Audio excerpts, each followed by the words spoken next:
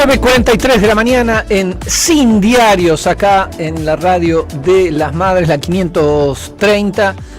Gustó, estaba leyendo algunos comentarios, la idea de no pienses en el equilibrio fiscal, esta idea de Amado, me parece que hay que insistir en eso. Si los oyentes captan eso es porque efectivamente dimos una pista que ellos ya tenían en mente. Creo que eso es una de las claves. Estamos llenos de gente que piensa en elefantes. A mí me gusta mucho una definición de un gran economista sin diploma, sin título, que se llama Máximo Kirchner. Los grandes economistas normalmente como Miguel Miranda o Diamant. Es más, te diría que por lo menos 20 años tenemos que restituir el poder político al presidente y dejar de tener superministros de Economía. Pero no por 2, como planteaba el compañero Barrio Nuevo. Son todos compañeros.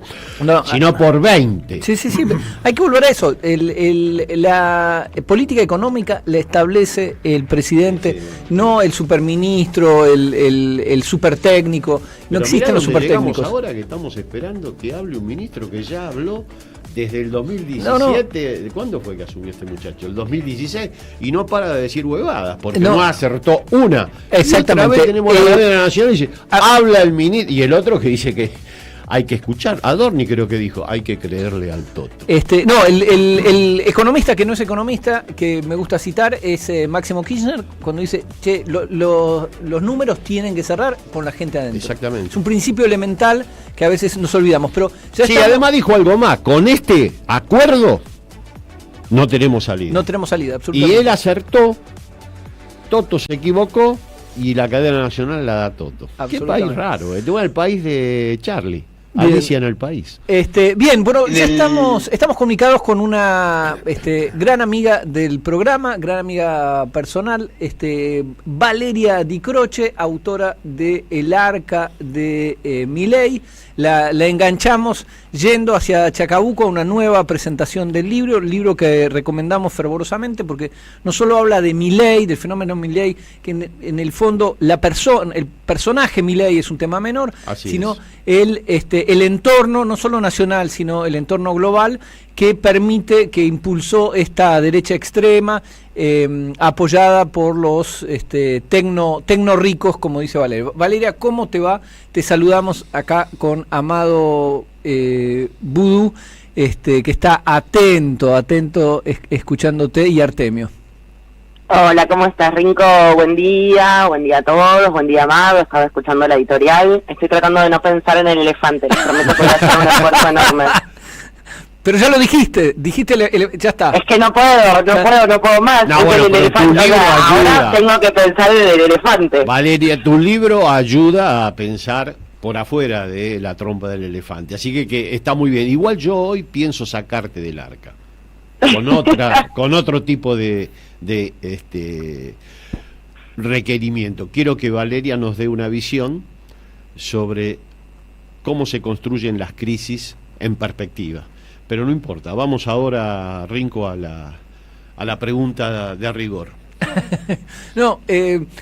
Hablamos al principio del programa de esta crisis más que anunciada, y la propensión a no tener un ministro de Economía que hable de economía, es decir, de desarrollo, de empleo, de fábricas, de puentes, de gasoductos, sino estos ñatos que son más bien secretarios de Finanzas, que no recorren el país, recorren el mundo, mangueando y presentando como un éxito el hecho de estar quebrados, estar destruidos y necesitar ayuda del prestamista de última instancia. ¿Cómo lo ubicás esto en el contexto de esta economía de los grupos de extrema derecha bajo el paraguas de los super ricos, digamos?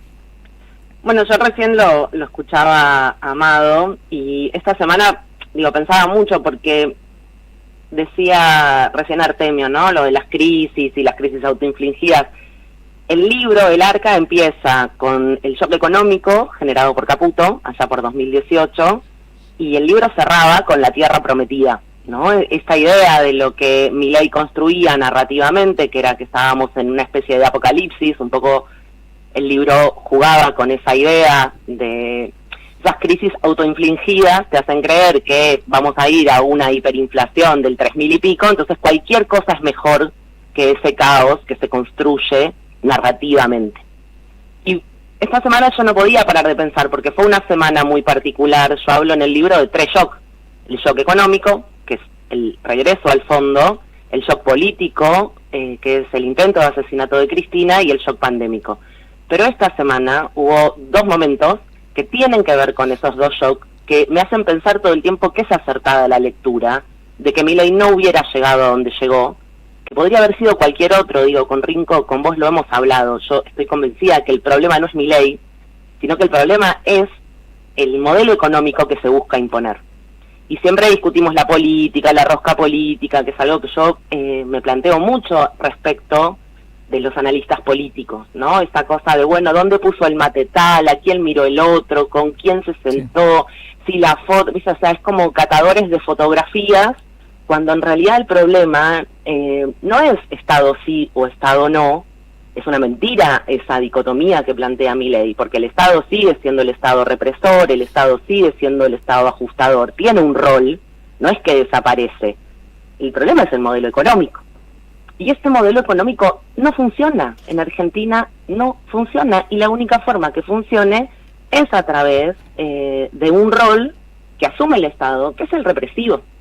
Claro. Y a nivel global, lo que estamos viendo, me parece que es eso. El otro día, en la charla que tuvimos con Amado y con vos, en la MAC, hablábamos, ¿no?, de esa economía financiera, esa city porteña, la financiarización de la economía, que deja de lado un modelo productivo que durante el kirchnerismo fue un modelo productivo de inclusión social.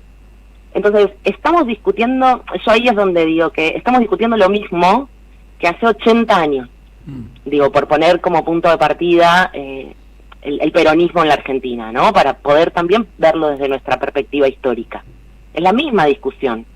Entonces, ayer yo escuchaba que Amado hablaba de la universidad. Bueno, ayer charlando con alumnos en la Universidad de La Plata, yo les decía, no caigamos en la trampa de si el problema es el estado de bienestar. El problema es el modelo económico. Nos obligan a discutir el Estado como un gran abstracto, ¿no? Porque además el Estado es la población, es el gobierno, es su gente, son sus fronteras, son sus territorios, y lo que hay que discutir es el modelo económico. Pero es la discusión que no quieren dar tipos que se paran a dar una conferencia de prensa solo motivados por conformar al mercado.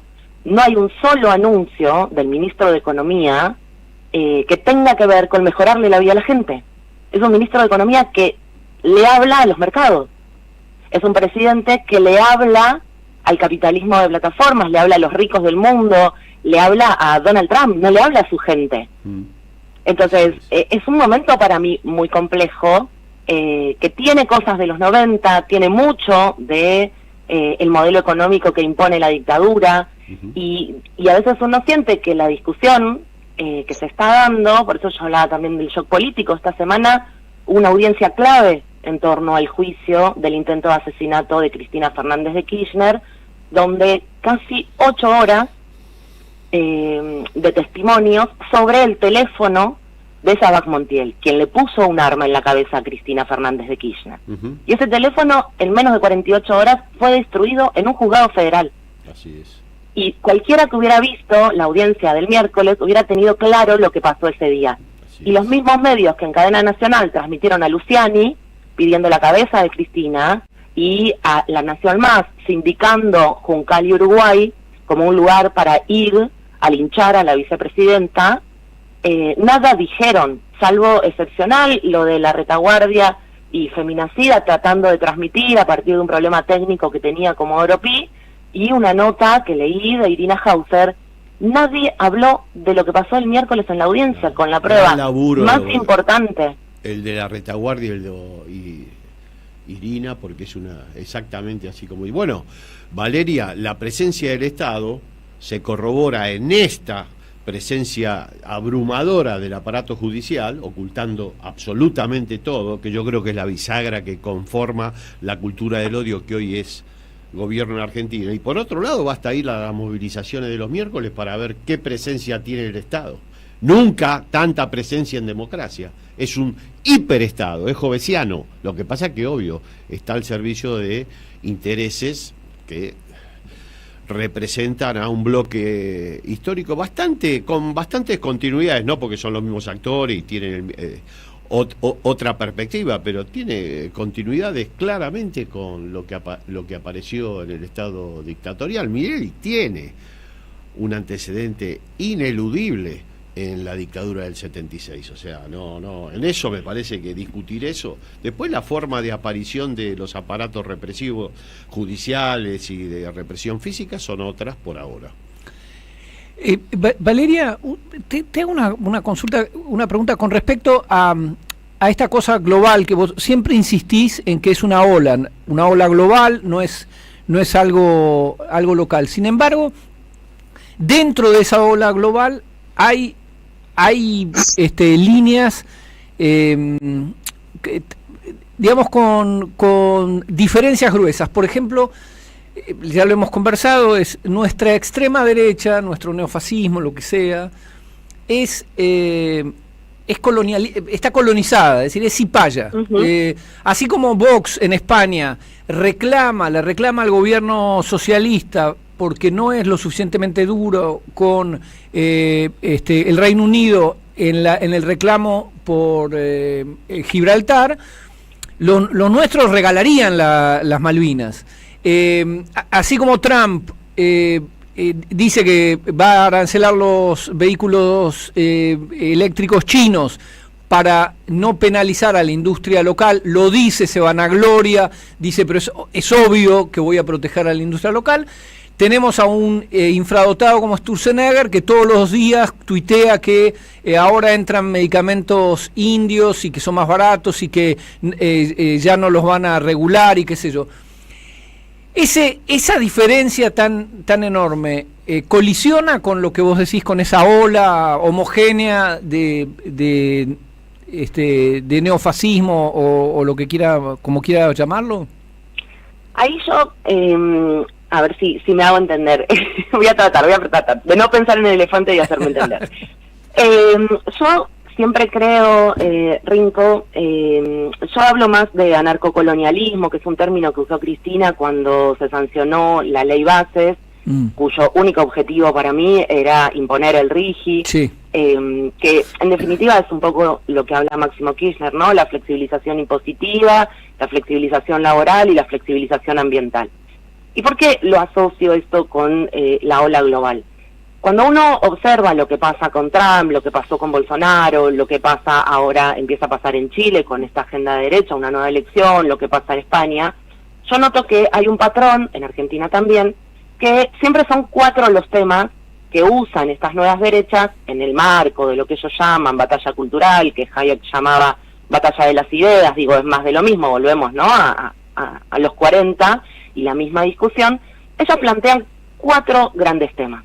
El primer tema es la ideología de género. El segundo tema es la cuestión ambiental, que a veces lo enmarcan todo lo mismo en la Agenda 2030, y el otro tema es el de los migrantes, es la inmigración, en donde ellos depositan, según el país, todos los males, ¿no? Son los causantes de la falta de empleo, son los causantes de la delincuencia, o sea, toda aquella cosa que necesitan asignar, demonizar, se la asignan a los inmigrantes.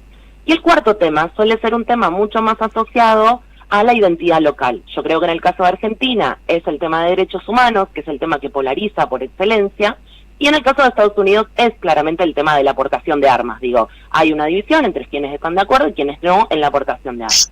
En ese marco, lo que se trata de esconder tiene un poco que ver con lo que hablaba Amado al comienzo, que es quiénes son los que enfrentan el discurso de este capitalismo cruel, este capitalismo de saqueo absoluto, en donde el rol de la Argentina es el de colonialismo.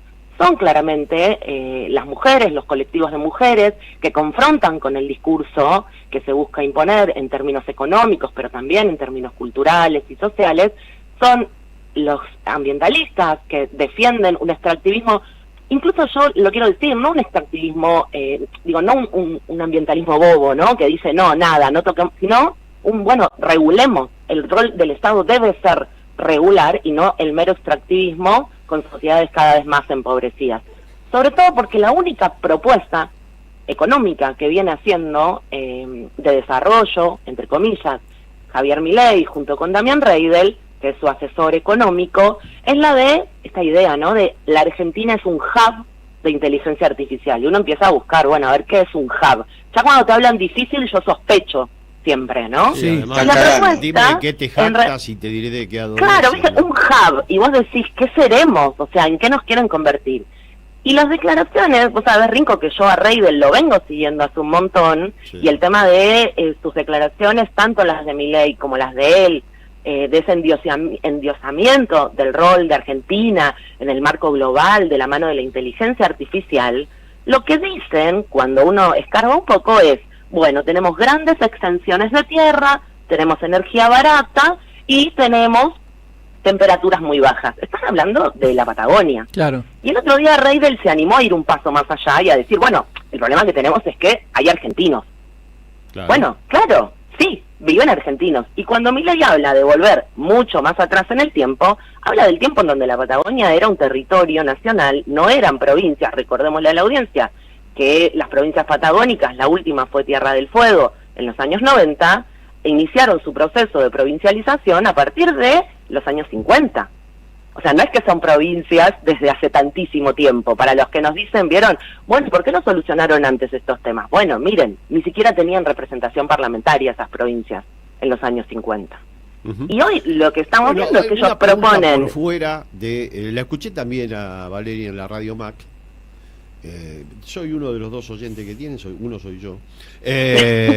Haciendo un análisis sobre, viste que la pregunta es, ¿cómo no se reacciona?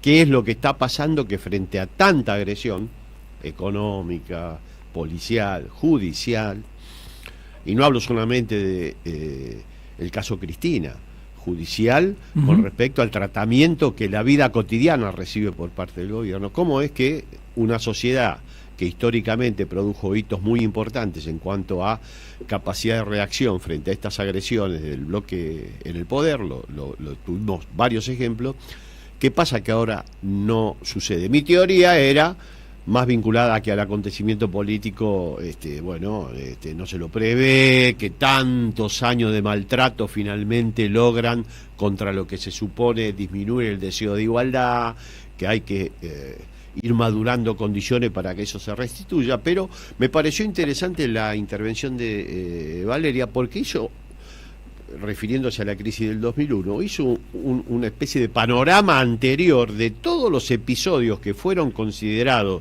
o muchas veces invisibilizados, pero que estuvieron en el despliegue final de la crisis del 2001, que anteriormente no habían ni siquiera sido tenido en cuenta. ¿Vos qué es lo que estás viendo, Valeria, con respecto a esta gran pregunta? ¿Qué pasa que no tenemos una reacción de las características que el imaginario histórico argentino supondría que debiéramos tener? Ahí yo me quedé mucho con esa charla que tuvimos en la MAC, con lo que decía también Amado, ¿no? Esta idea de que la gran disputa es ese modelo financiero que impone la capital federal en torno a lo productivo que trata de promoverse desde las provincias. Pero eso se puede traducir, Artemio, en todos los planos. Yo pienso en el plano mediático, que es por ahí a lo que uno más se ha dedicado. Y la carpa blanca, yo trato de que los compañeros y las compañeras siempre piensen en perspectiva para poder pensar luego en prospectiva. Si nosotros nos ponemos a pensar en los años 90, la carpa blanca se instala en el 97, Menem llega al poder en el 89, y el ajuste a los docentes no empezó en el 97, no fue una reacción inmediata. Fue un proceso de 8 años. La construcción política lleva tiempo, la organización política lleva tiempo, y el escenario actual no es el del 2015, mucho menos el del 2010, mucho menos el del Bicentenario. No hay una sociedad que pueda articular de manera fácil los problemas del fin del mundo con los problemas de fin de mes. Digo, es un momento muy complejo a nivel global. Entonces, la construcción, yo cuestiono mucho esta idea de que nuestro pueblo no reacciona. Nuestro pueblo ha dado muestras en este menos de año y medio de reacción. Digo, pienso en la marcha de los universitarios. Lo que nosotros tendríamos que pensar es qué pasa el día después de esas marchas. Cómo se reflejan esas marchas. Porque acá parece ser más importante la foto de un perro de Karina Milei y Adorni que la movilización popular del 1 de febrero de este año, del 8 de marzo, del 24 de marzo. Digo, nosotros este año hemos tenido 3 movilizaciones masivas, exactamente. Entonces, digo, yo lo que me parece es que a veces el reflejo de lo que pasa en la sociedad argentina es lo que sucede en la City porteña. Y ese es un gran problema para la historia. Yo como estudiante universitaria recuerdo la movilización en el año 99 del Interfacultades, que fue un evento masivo donde vinieron estudiantes universitarios de todo el país, y mi sensación fue cuando yo llegué a mi casa, esperar los diarios del otro día, y no había salido ni una línea, y yo eso lo viví, y había sido una movilización callejera extraordinaria. Bueno, eso está empezando a pasar. Digo, la diferencia hoy podemos decir son las redes. Amado, así elegimos el nombre de este programa, ¿no? Porque se llama Sin Diario justamente por eso, porque los diarios también te delimitan cuál es el elefante que tenés que ver y cuál es el que no tenés que ver. Y bueno, primero para las y los oyentes que todavía no lo leyeron, busquen El Arca de Milei de Valeria Di Croce, porque recontra vale la pena para entender lo que está pasando. Y mientras te escuchaba, yo creo que están apareciendo 2 elefantes nuevos, ¿no? Uno es el elefante de la devaluación. Porque ahora lo único que falta es que la devaluación va a ser culpa nuestra, que somos devaluacionistas.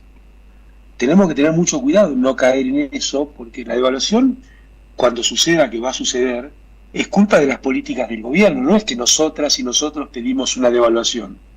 Estamos hablando de la consecuencia lógica de lo que está haciendo el gobierno, no de un deseo nuestro, porque la devaluación va a ser muy dañina y lo único que falta es que nos carguen la romana de la devaluación. Y la otra que me disparaste recién, que me parece que es muy importante que nos ayudes a reflexionar sobre eso, es el elefante de la baja de edad de la imputabilidad, ¿no? Porque veo que lamentablemente empieza a aparecer un discurso donde se hace dominante y incluso de este lado la idea falaz, trucha, de que bajando la edad de la imputabilidad se va a resolver alguna de las cuestiones de la mal llamada seguridad que hay en Argentina, ¿no?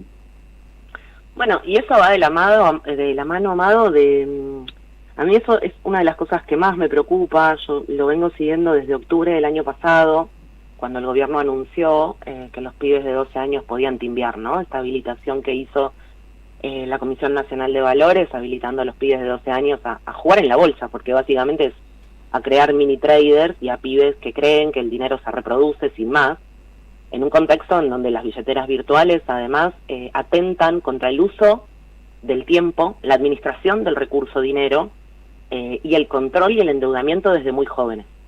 Eso va de la mano de un contexto de cada vez mayor desigualdad, cada vez mayor pobreza. Sabemos que, yo soy y sigo creyendo que la violencia y el delito crece en un contexto de desigualdad.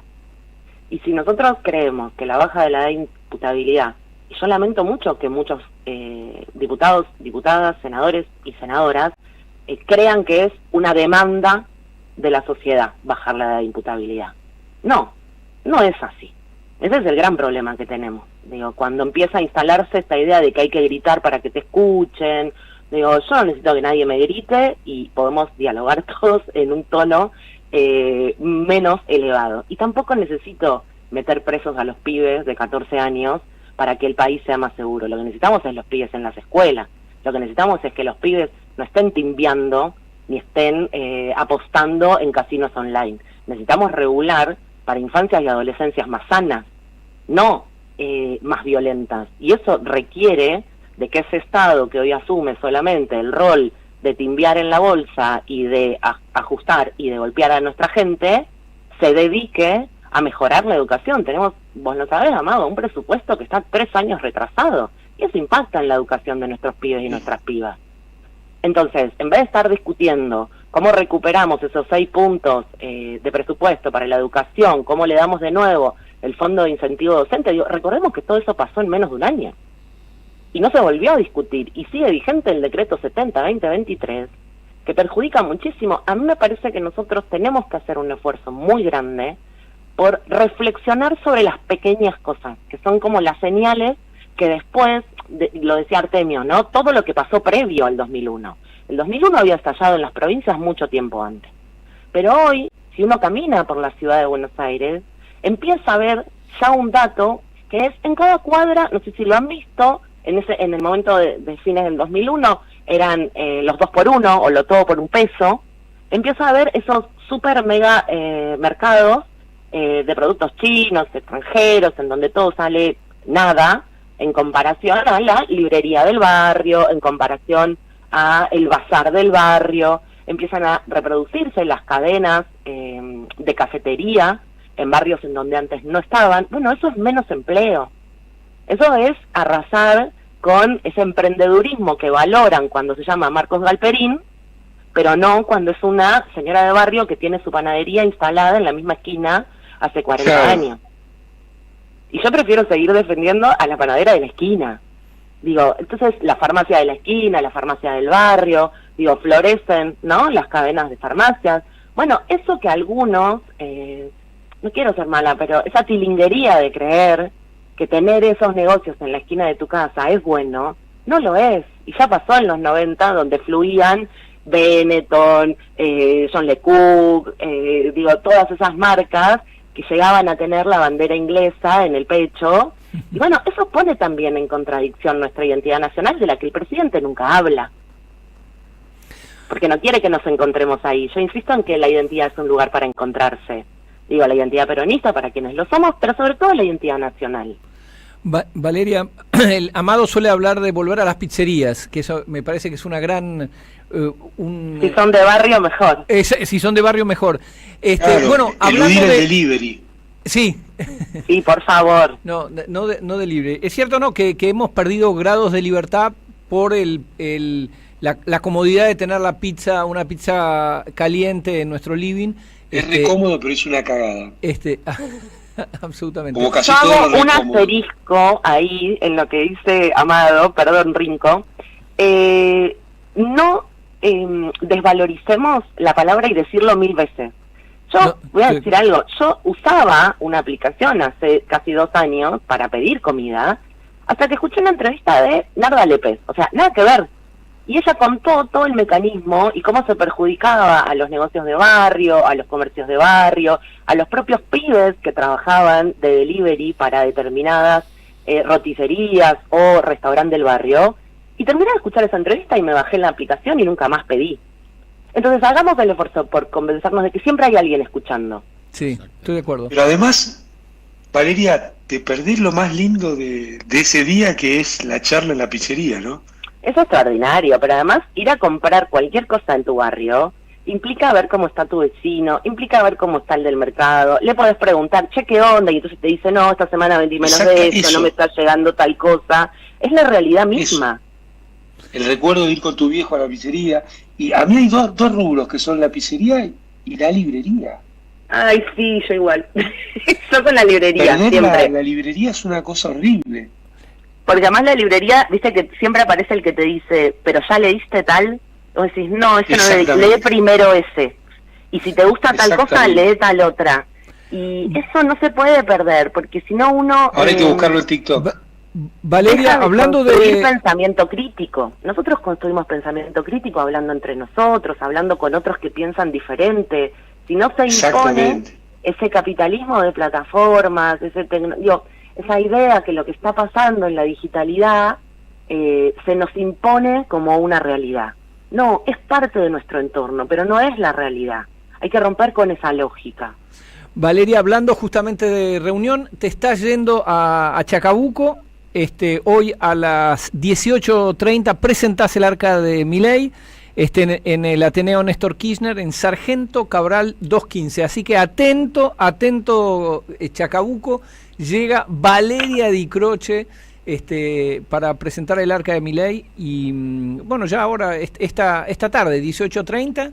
Sí, con Mica Oliveto, la compañera legisladora de la provincia de Buenos Aires, que me invitó, así que termino de hablar con ustedes y me subo al auto y me voy para allá, que me están esperando. Me parece muy bien, y que te ligues un asado. Por estar en la Radio de las Madres. Eso sí, creo que lo del asado ya me dijeron que está garantizado. Bien. No voy solo por eso, quiero decirlo, pero es un bonus track.